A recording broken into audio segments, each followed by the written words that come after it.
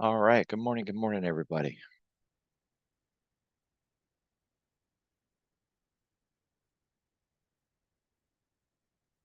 We have a lot of Fed speakers today.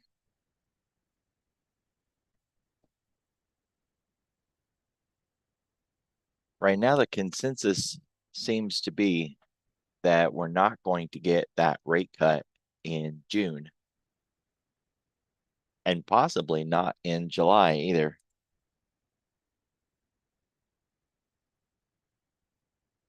And as the market unwinds this, it's going to be a headwind against the market rally. We're likely to consolidate and pull back a bit.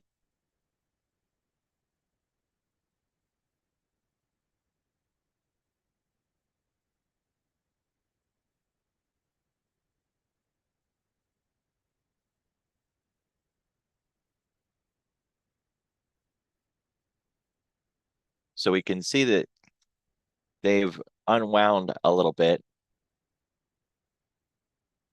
Not much yet. We're not really seeing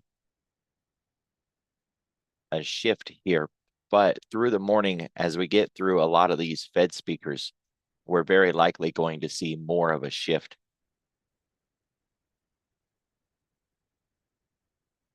UK's up 0.25%, Hong Kong basically flat, S&P down 0.25%, the Dow closer to 0.5%, NASDAQ right beside that, Japan also down 0.75%, and the Russell down the most, more than 0.75%, and working its way towards a negative 1%.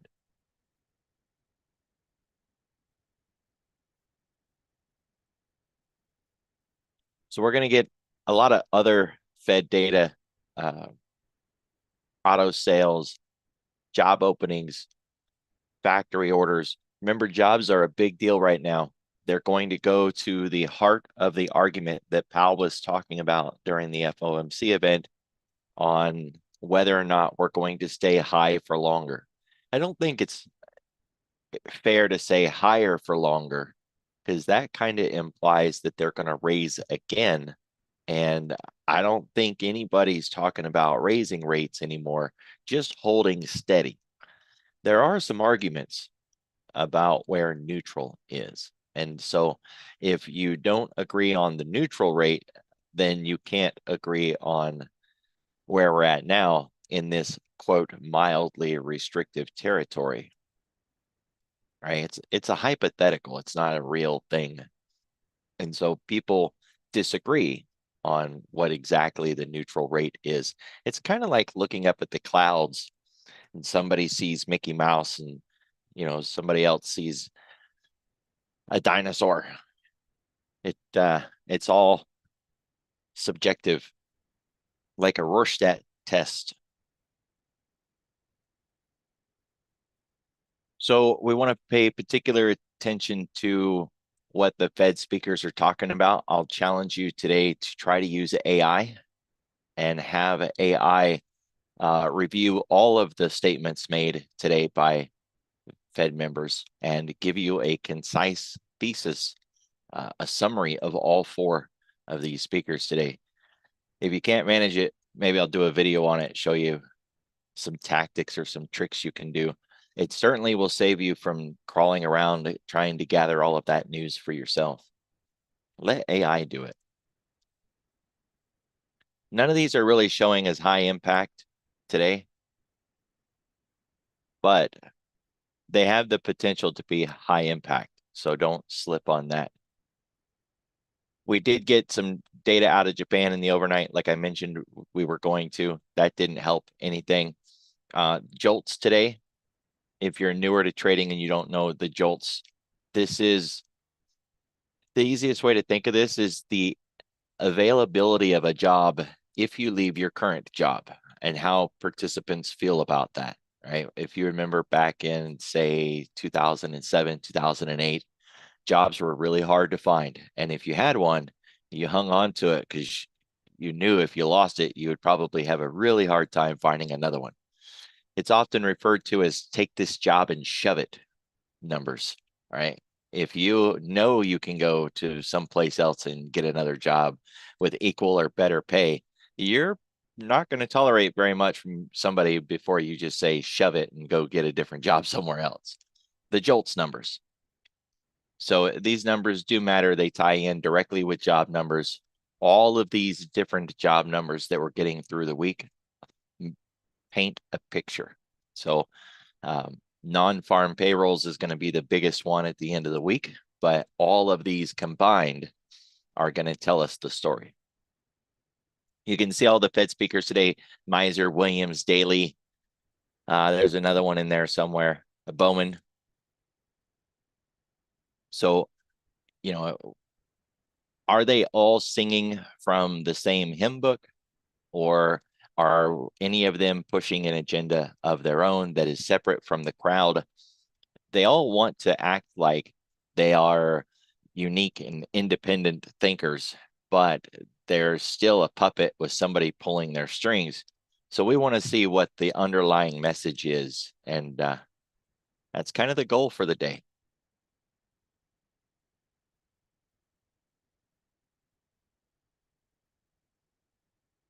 Other than them and this early morning data that we're going to get, there's not much left on the table beyond that.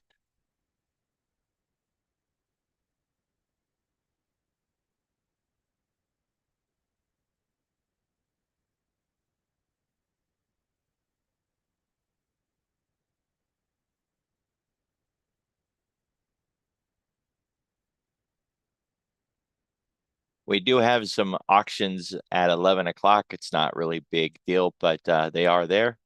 And we're going to get PMI for, I think this is Hong Kong, but yeah, China.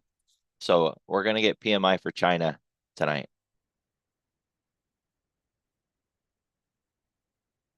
The spot gamma indicator uh, page seemed a little off this morning between TradingView and Thinkorswim. So I loaded it the way that I always do load it, but I have a lack of trust in these numbers this morning. What I have on Thinkorswim is not matching what I have on TradingView. So I'm pointing them out today, but the there's a discrepancy somewhere. And their website's been acting a little wonky, so I don't know what's up. You can see here it says updated Monday, April 1. You can download the SPX and you get SPX and ES combined. Or if you look at SPY, it's already updated. It's at April 2. The Qs, April 2. The RUT, no. IWM, yes. So it's updated the ETFs. It hasn't updated the indexes. And I don't know if it's always been that way or not, but with TradingView not matching Thinkorswim this morning, I'm going to point them out, but still approach with caution. Maybe they've always been this way and I just wasn't really looking at the dates. Also, they had not yet come out with the AM edition of the Founders Note. So maybe these will update when that updates. That's one of the drawbacks of starting all of this a little early.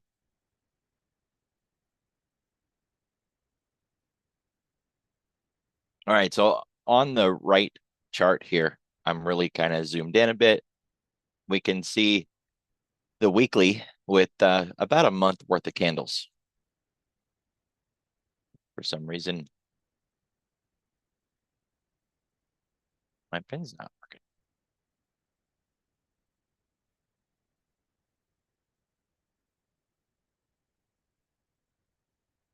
So way down here, this is the 10-week. It's a long ways away from where we are. 52, call it 52.80 is where we're at. And 51.50, just for some easy numbers, is where the 10-week is at. So we got a little ahead of ourselves, right? We made it pretty close to, well, we'll just call it 53.25 again for some easy numbers. We were all the way up here. That's quite a distance from the 10. It makes sense that we're going to digest. And look, we could digest for an entire month, letting this thing get caught up to us. That would also put us into May 1st QRA. It would also put us into May 1st FOMC. Not a coincidence. So we overshot the 10, got extended, starting to pull back. This really big candle here from March 18th. This is the candle of control.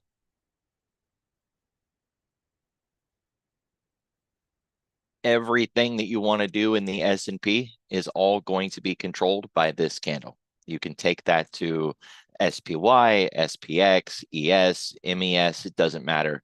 Just go back to the weekly chart, March 18th, this big candle, and perform your analysis on that candle. Break it down into quarters, mark out at least the half back.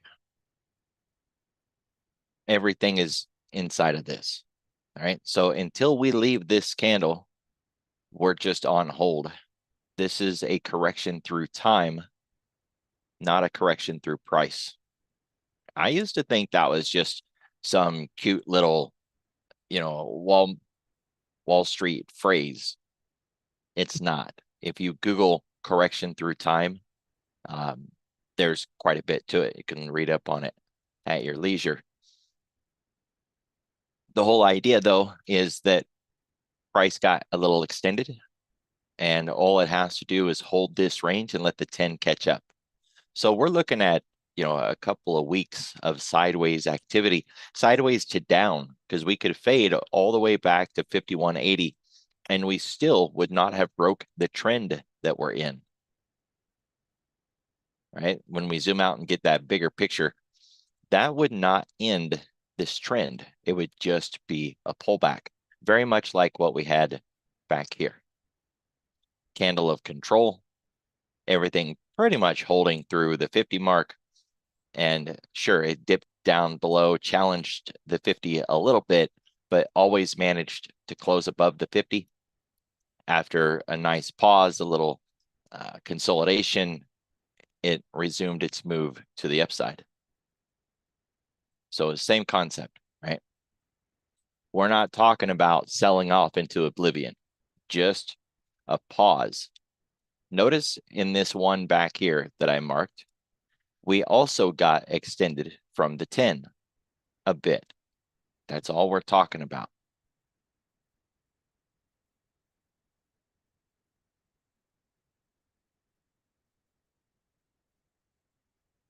So we're extended. We've got QRA and FOMC May 1st. This is a weekly chart, so we're expecting, a couple of candles. It doesn't take much for a market month. It wouldn't surprise if we make it all the way down to 52, but in the example that I just showed you, all we really did was cut below that half back and managed to get back above it by the end of the week. So getting down into that 52.50, dipping below it a little bit and seeing buyers come in to defend that level and get us back up above by the end of the week, that wouldn't be much of a surprise either. So far from what I've been reading with Spot Gamma, there's not a lot of optionality at 52.50, at least not on the ES. They mainly focus on the SPX. So just for a timeout there for a second, take it over to the SPX and do the same thing. Candle of control.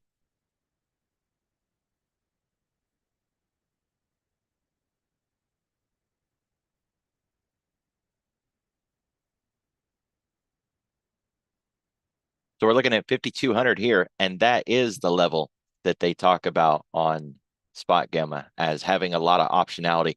In fact, in the PM edition last night, they were kind of discussing it like the point of no return. If we don't hold there as a support level, then we're probably going to see the dealers flip to the other side and sell into selling. That'll be fun. And that would very likely get us down into 51.50 relatively quick, right? So dipping down below 5,200 liquidity is on the other side, we would absolutely expect price to get down here, right? To get down into that liquidity. But that's where we would expect to see them defend it and run it back up above the line, just like we saw in the previous example that I marked out. Now, there's a lot of ways you can make money with this. You can sell calls against the top. In the SPX, you would need a really, really big account. But if you do it in the ES, you don't necessarily need such a big account. In fact, in the MES, I think you can sell calls, naked calls, no less, probably for in an account of less than $5,000, maybe $6,000. It doesn't require massive capital to sell naked calls on the MES. You won't make as much money, but just keep in mind that your exposure in a naked call is unlimited because price can go as high as it wants. So you need to know some tactics on how to defend a naked call if you're going to do that. Otherwise, probably don't want to do that. You could do a call credit spread instead. You won't make as much, but you at least are defended, right? And yeah, certainly you can do call credit spreads and SPY, SPX, XSP, all of those as well. In fact, it should line up the same for the Qs. I wouldn't necessarily put IWM in that group, but certainly NASDAQ, S&P. And we're just talking about getting into May, right? And maybe coming down if things get a little wild and we start losing control, maybe coming down and touching that 10. But we haven't touched that 10 since QRA back in November when we got through it, and we haven't been back.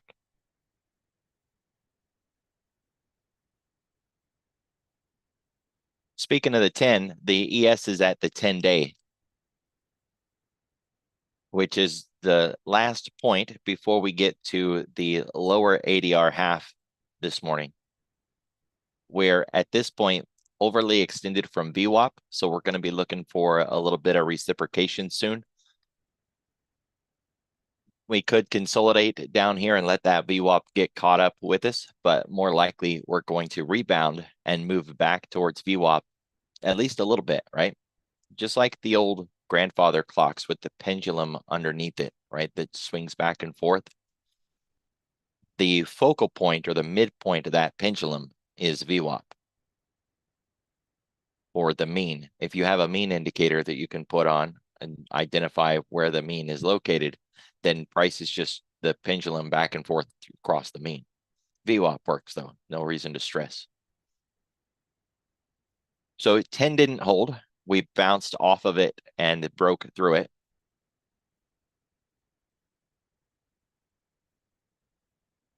Getting back above it or not is going to be the deal. When I zoom out a little bit, we can see where that 10 has been underneath price. And now we're just coming down into it like a test. We could deflect and bounce off of that and continue to move higher. It wouldn't necessarily throw off everything that we were talking about here on the weekly, because this is a weekly. As long as we're maintaining inside of this very big candle, then my analysis is not wrong. That's a really wide candle though. So, I mean, that's not hard to be wrong at that point. Tighten up the analysis though, 52.50 on the bottom and 53.25 on the top. That's a really tight zone.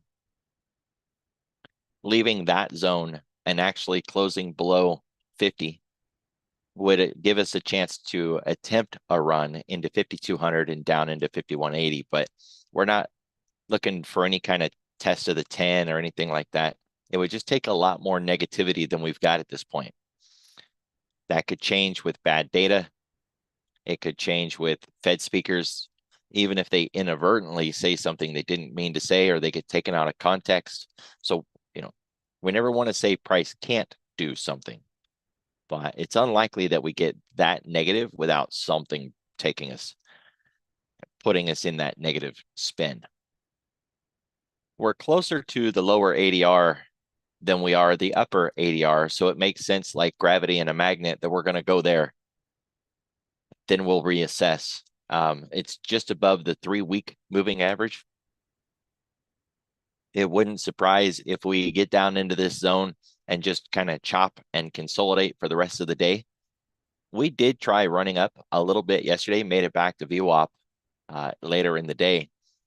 And what that reminded me of is on a daily chart, think about, well, let's just go back to the weekly and invert it. We were just talking about the mean and how we crisscross back and forth across the mean. So when price is making a move to the downside, it can't just close low, low, low every single day without any sort of pullback. That would just freak everybody out, right? And it would be nothing but like a straight shot all the way down, like one of those really big candles. And they don't want to freak the market out, right? So getting that bump back up makes sense. And there was a lot of articles that I read on this topic that talked about how in the overnight hours, price would dip down really low. And then when we got into the RTH, it would try to rally back up, but it would still close lower than the previous low, right? Then that little bit of a rally kind of made the trip to the downside small. So that it wasn't one big, massive candle after big, massive candle every day to the downside, taking us deeper and deeper. That instead, it would have the first initial sell-off in the Globex, kind of get all the bears excited, and then rally it back up. As long as it kept closing lower than the previous low.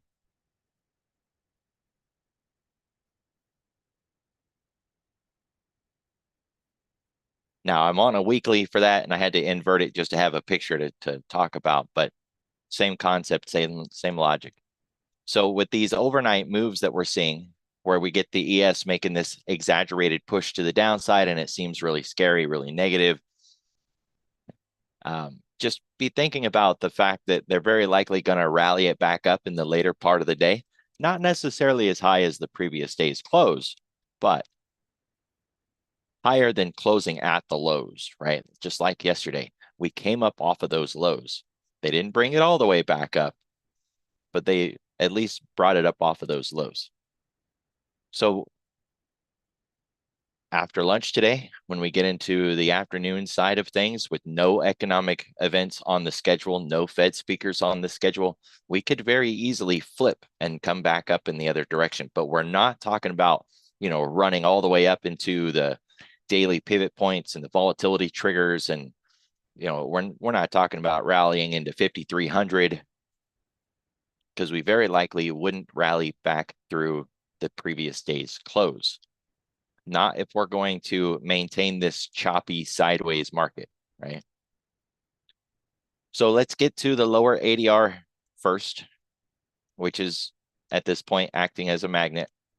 Maybe overshoot it a little bit into the 3-week, kind of chop about there, give them a chance to flip it back. And if they fail that, then we'll test last week's low and we'll aim for the full ADR down here in yellow, 52.50. I still think it would take something pretty negative for that to happen, but we'll see. Volumes at 103 this morning. London is back open again. So we've got, a full complement of trading with the volume showing that they're actively participating. No market maker move. 10-day, 30-minute volume profile, maintaining the structure. The 70% is very tight at this point, considering how wide the entire range is. We're not even taking up 50%. 52.63 is this value area low, matches up from back here. If that breaks, then we're very likely going to challenge this zone over here. This is like a 52.32 cog line zone.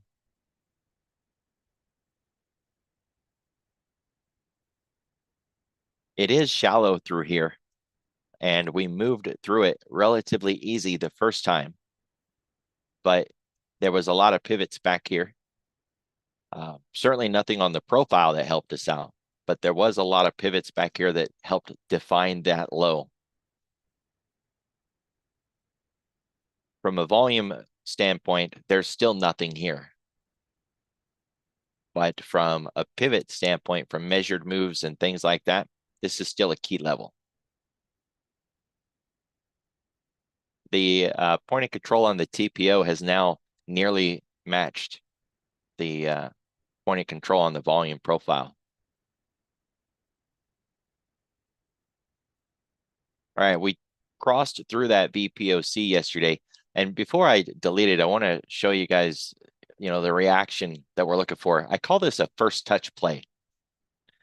The idea behind it is that if there are a lot of traders down there with a little bit of buyer's remorse, or maybe they just feel, salty that they missed their opportunity and they're finally now getting a chance, that we get down into it and we see some trading responding from it. If we had hit it from below, we would have expected it to sell off a little bit.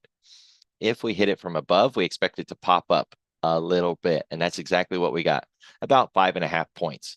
This little move doesn't seem like much, but when you're holding, 8 to 12 contracts, you don't need as much of a move. I call this a first touch play.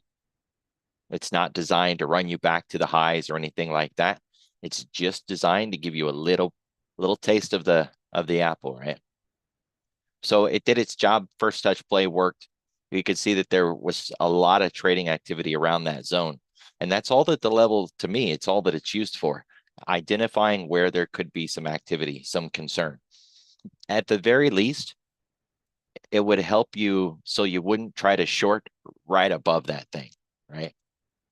Because why would you try to short if you can see that there's a level there we're about to hit? So it's not necessarily a trading trigger, maybe for you, but not for me. At the very least, it's just giving you an idea that there's something there we're about to hit, so you don't try to short right into it. But we hit it, it's no longer valued, so take it off the table. The one that we're hitting this morning stays on until the end of the day. It's been on here. They stay for the day. I'll take it off tomorrow. These will expire at some point, unlike on Apple, equities, SPY. Futures have a lifespan to them. We really don't look for a point of control that's been on your chart for 2 years, because the idea that there could be unfinished business there after 2 years in a contract that's expired that nobody can use at this point is kind of ridiculous, right? Obviously, there's no unfinished business. The contract doesn't even exist anymore. So keep track of your point of control lines. If they came from a contract that is gone, say like the March contract when we rolled out of it, then that area has no more merit or value. Sure, you could see them roll, right? If they were holding 5,000 March contracts, they could have rolled into 5,000 June contracts. That's absolutely valid. And if it's this close, because I mean, this is April and that was a March contract, it wasn't very long ago, then an argument could be made that you might have some validity. But if it was 2 years ago, a VPOC from a March contract, 2022, nah, probably doesn't have any value. Just worth keeping that in mind. We will keep this on through the end of the day. I'll take it off tomorrow so that we can at least look at it if there's anything new that it can teach us or show us.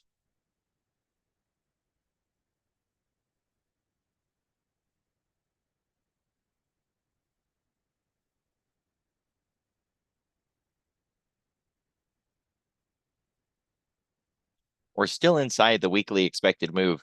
We haven't even moved enough to do that yet. So someone was asking about the indicator that I'm using to change this candle white. I'm more than happy to share it. I don't care. The thing is, it gets a little wonky when you put it on a weekly chart or a monthly chart. So just kind of keep that in mind. What I'll do is I'll add this to the YouTube description, so it'll be in there with all the other indicators and charts that I've shared. or I'll likely just update this chart because I've shared this chart in the YouTube description that has the VWAP on it. It has the weekly levels on it, and it has this distance from weekly on it. But just keep in mind, the only thing that the indicator is doing is just showing you a new month. That's not very exciting, right? So we're still more than 2.5% above the 10-week. We haven't gone down and touched that 10-week since November. We're not overbought. We're not oversold. We're not extended. It doesn't owe us anything. Not on the weekly. Not from this standpoint, right? 2.5% is pretty good, all things considered. And I showed you on the weekly chart earlier how we had spiked up first. This indicator doesn't catch that. So it doesn't see that last high and record it, not from this time frame. It only looks at the close.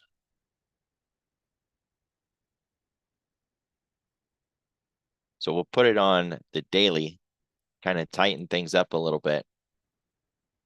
And you can see how we're already interacting with that 10-day. Now we've been maintaining this zone all year. It's really tight range, and these very narrow dips below the 10. That's what each one of these are. So this is on watch right now. We want to see if this is going to be something different. Are we going to stay below the 10 or come back up again? We haven't really spent more than one day below the 10 all year looking at this.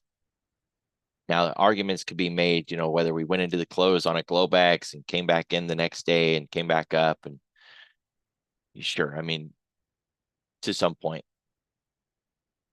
That's a fair question. The 5-bar rule applies to everything. 30-second chart, 10-second chart, daily, weekly, monthly, quarterly. And I see it get overwrote with companies like Apple that'll get 9, 10, 12, 15 bars in a row.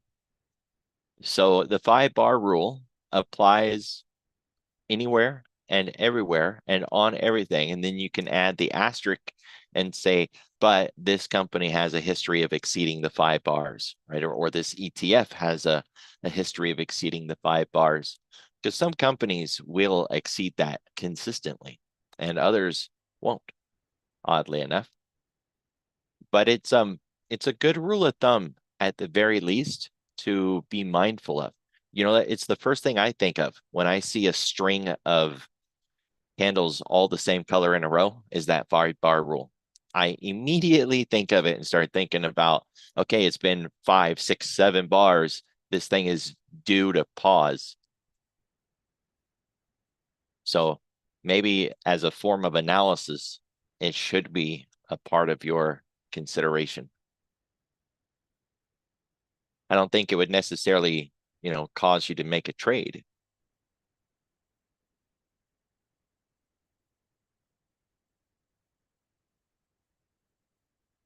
Yeah.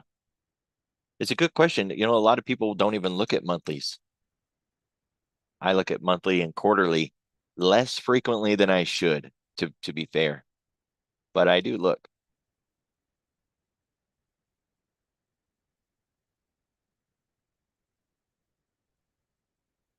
So everything took a pullback yesterday, really, except technology and energy.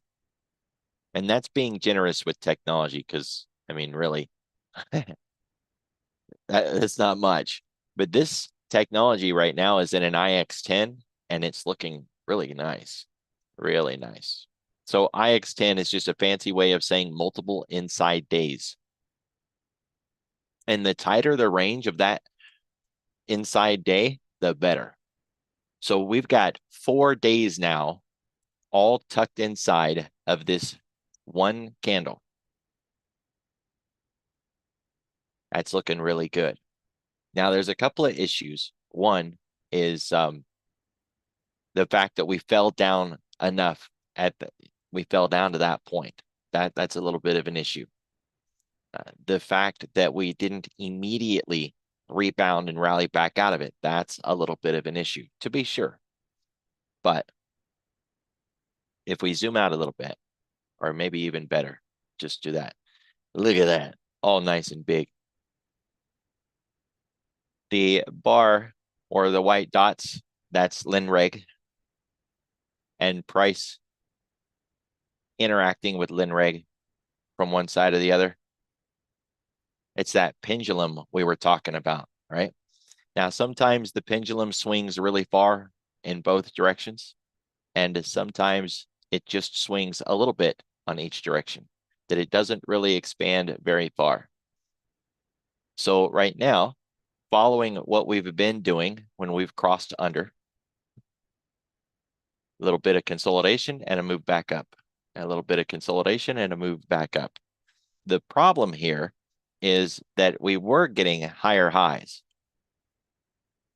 So that makes sense, right? It's like that's price 101. We're interacting with the pendulum and we're getting those higher highs, higher lows.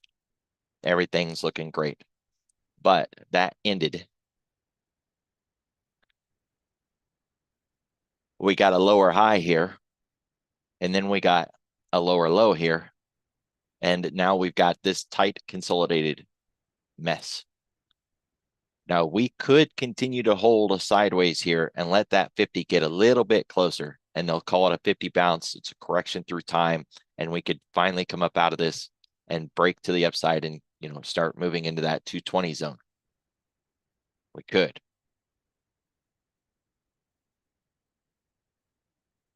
This is what we have to get out of.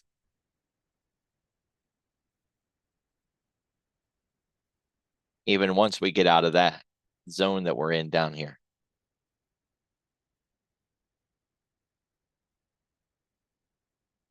So hopefully putting it in this context kind of shows you that we're got this really beautiful IX10, yes, but we're still in this bigger zone. So a breakout here still has trouble at 212, and a breakdown still has trouble at 204. Really keep that in mind if you think of trading this breakout. When we zoom out a little bit, looking at that white dotted line, we are looking for a run back up into that 212, 213, because that's where the next red dot is going to present. But will we stall out against it and fall back down again, or are we going to actually make a sweep above like we did back here on these other sweeps? That could get us into 215, possibly into 216. It's just going to take time though, right? We're not talking about a single shot. Multiple days, weeks to work our way up into that zone, all starting with this IX10. IX10 sounds great. I mean, it just like, ooh, what's that? That sounds really cool. It's just a compression. There's no promise of direction here, only compression. Now, if we bring in the Bollinger Bands and Keltner channels and squeeze indicators, we could start measuring the volatility and look for volatility compression along with price compression, and maybe consider something like RSI Ligier that could tell us more about the energy structure. I'm okay. I don't need it, but all of those are valid pieces of analysis that you could add to this. And of course, it's tech as an ETF. So if this breaks out to the downside, you can expect a lot of tech to also move down. If it breaks out to the upside, you can expect a lot of tech to also continue that expansion upward. If you're looking at a tech name and you want to know if it's going to be affected by XLK, bring up XLK and bring up that tech name and look at the two charts and see if they look really close or identical. Because a lot of times you'll find it's just an identical chart, right? So tech, one of the few that looked good yesterday. A lot of these others pulled back. All of the others, really, except for energy. On those pullbacks,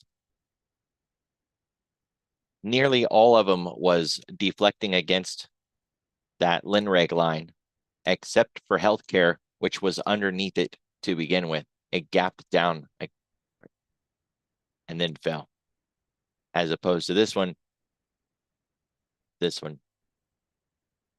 So building materials still looks good. It's not even under that Linreg line yet. Energy still above and utilities still above. It's an odd group, to be sure.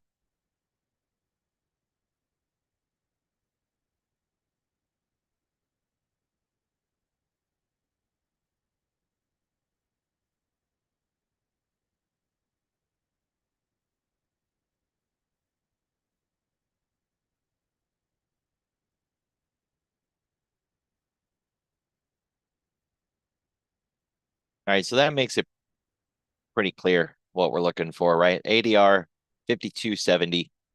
Let's get there, reassess, see if it's going to stabilize and hold the line. It does line up with a pivot point from back here. It's Wednesday's RTH low. Always nice when you can find confluence.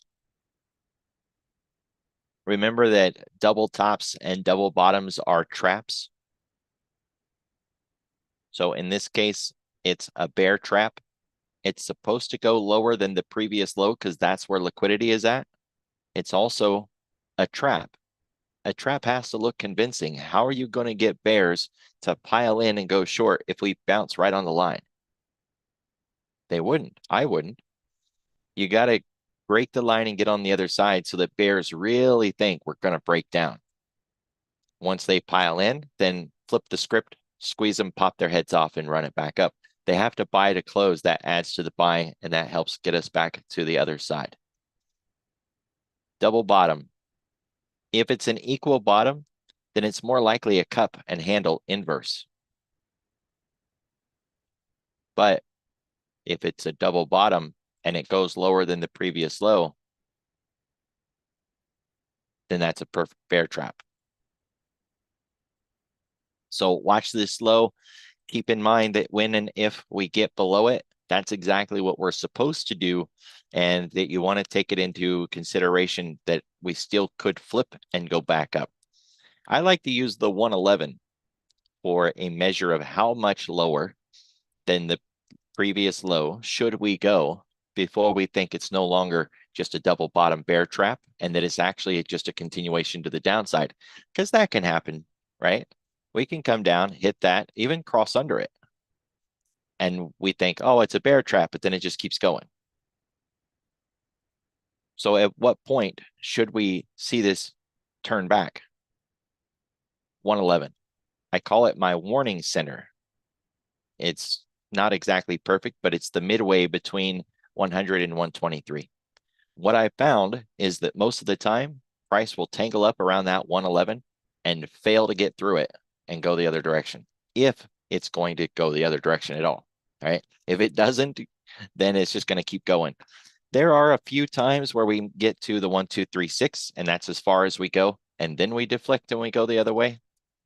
Usually, though, if we go that deep, then it'll be one of those really long wicky candles with like a really deep, deep, deep wick, and then it bounces all the way up and it closes high. It'll be one of those.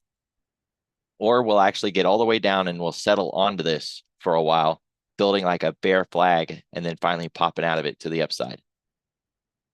Usually it looks a bit like that. And that's if we even get to the 1, 2, 3, 6. More than likely, we'll overshoot, get the measured move into 111, come back up. And that doesn't mean that we're going to go to this other side for sure. Remember that if we are now moving to the downside, so we've got a lot of work to do, right? Remember that whole talk? If we're going to move to the downside, we should not get higher than the close. We can bounce, we can rally up, but we need that lower close, right? So that tomorrow we can get yet another lower close and then another lower close a little at a time.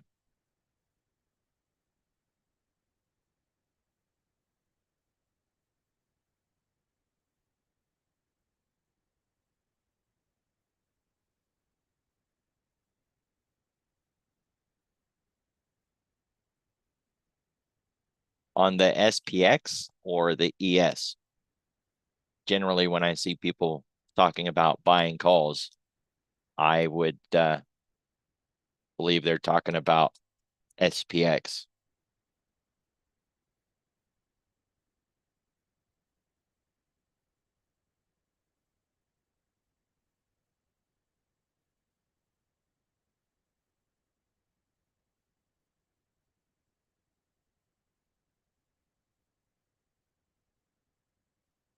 Nope. The liquidity gap very likely will get tagged as we continue this march to the downside, right? But they don't want us to fall too far too fast.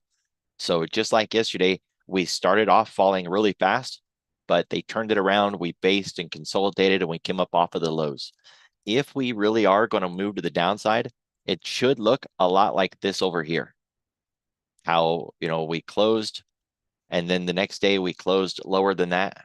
And the next day we closed lower than that, on and on and on until finally we start to turn around and go the other direction.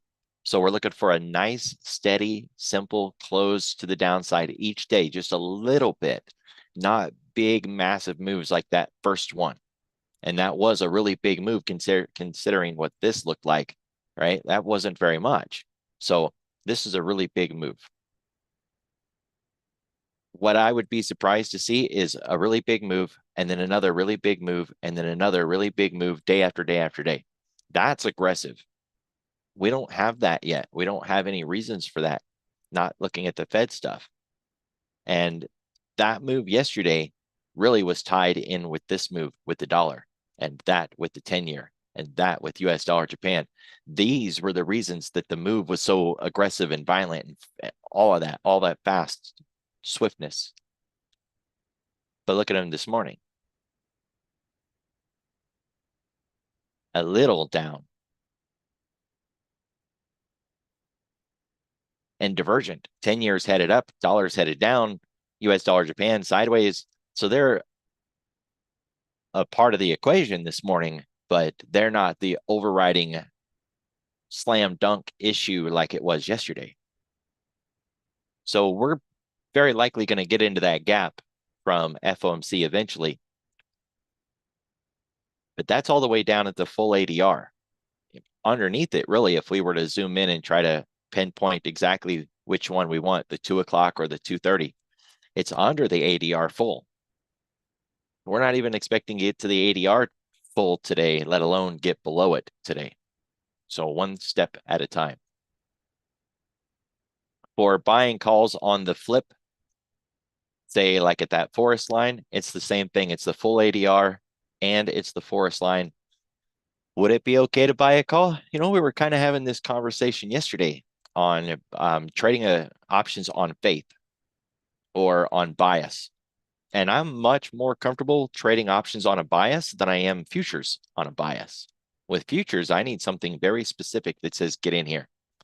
But with options, I'm much more comfortable going the other direction before I have a signal to go the other direction. You get a better price, you got a better outcome, and if you're wrong, you can cut it for a small loss and move on, no problem. But if you wait for it to bounce and you get confirmation, by the time it gives you all those signals, your calls are way too expensive. They've already lost their opportunity. And if it's only a minor bounce and then it flips, the calls are going to crush you and it hurts. So getting in as it's falling down into this line, if we actually get to fall all the way down there today, I would get in before the bounce. I would get in before it gets to that line, with the logic that if I'm wrong, the loss will be small. I cut my losses and move on, and it's no big deal. If I'm right, it bounces off of that and at least starts working its way back towards the ADR half. And in the flip from the bounce and the move up, that call will monetize very, very fast. Getting in before the confirmation is a good way to do business in options. But I'm not expecting to go that low today. It's possible, sure. And with these Fed speakers, they could drive us down there. But it would have to be from the Fed speakers, because what else do we have that can send us down that hard, that fast? Jolts? I mean, it's possible, but I wouldn't expect it. Factory orders, maybe. But I think it's the Fed right now. disseminating what they've got going on and looking for the hidden agenda there. Everybody also, keep your eye on May 1st, QRA FOMC combo. And it's going to be a big deal. Be careful, be safe. I'll see you all tomorrow.